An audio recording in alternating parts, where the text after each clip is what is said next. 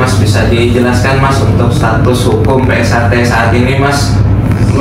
Ya, mungkin kami sampaikan, saya mewakili Biro Hukum, apresiasi atas kegiatan Rakernas pada kegiatan yang di Balikpapan ini, yang mana kegiatan ini sangat membawa warna baru.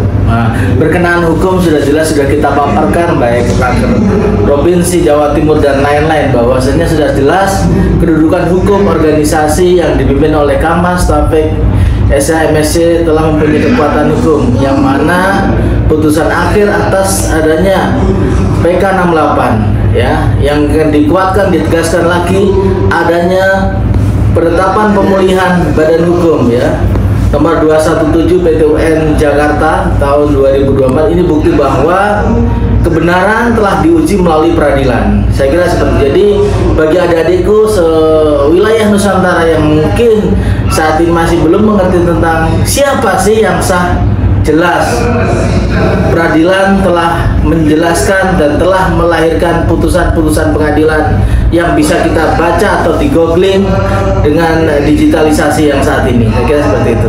Oke, PK 68 dan PK yang kedua tadi itu menjelaskan tentang apa sih? Ya, bahwa PK 68 ini yang mana penggugat asal adalah Kang Mas Murjoko ya, menggugat badan hukum Mas Taufik ya, yang didirikan tahun 2019.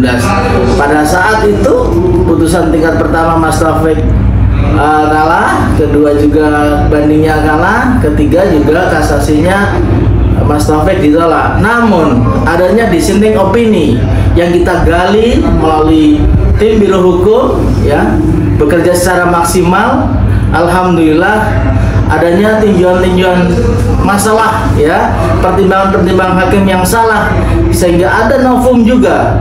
Novum itu jelas sekali, yang mana adalah penonaktifan Kang Mas Murjoko sebagai novum, sehingga hal tersebut novum sebagai penentu atas kepastian hukum yang kami ajukan melalui PK yang hasilnya adalah dikabulkan melalui putusan PK 68. Saya kira jadi peradilan tata usaha negara yang ada di Jakarta ini adalah yang mengadili secara administratif negara ya, bahwa Kang Mas Taufik sah secara hukum yang sebagai ketua umum PSAT yang dilahirkan melalui Rapatan Luhur 2016. Saya kira seperti itu. Nah, ini masih banyak beredar nih Mas, yang IDM kelas dan lain-lain tuh, mungkin bisa dijelaskan juga sekalian ya? Ya, berkenaan hal-hal IDM jelas sekali bahwa alat bukti semuanya itu ada di kita ya, aslinya ada di kita. Jadi mereka hoak, tidak memiliki apa-apa. Kita yang pegang kendali semuanya, baik di saat pendaftaran tahun 2006 ya, melalui Kang Mas almarhum Mas Maji, yang didaftarkan melalui kuasanya Mas Narot ada di kita. Ini kami tekankan lagi bahwa kepastian hukum saat ini jelas sekali. Jadi jangan sampai ragu lagi siapa yang sah ya, Mas Taufik. Saya kira seperti itu.